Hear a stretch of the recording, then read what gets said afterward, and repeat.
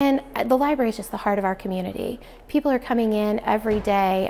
Right now we have our tax program, we have the puzzle table, and people are just really using the new spaces. Marshall begins a new chapter with the reopening ceremony of their public library that includes renovations, a Smithsonian exhibit, and room dedication.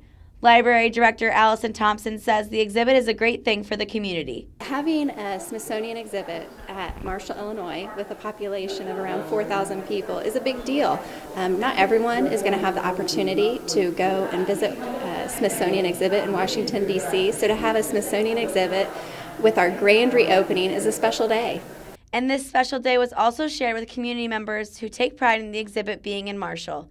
Head librarian Jamie Poorman says this display says a lot about the community. The opportunity to host one of these exhibits is very competitive, and the fact that we were chosen, and I think the exhibit is just one that everybody can relate to. Another event that drew some attention at today's library festivities included a room dedication to honor former Marshall native and Handy Rider Colony member Sonny Daly.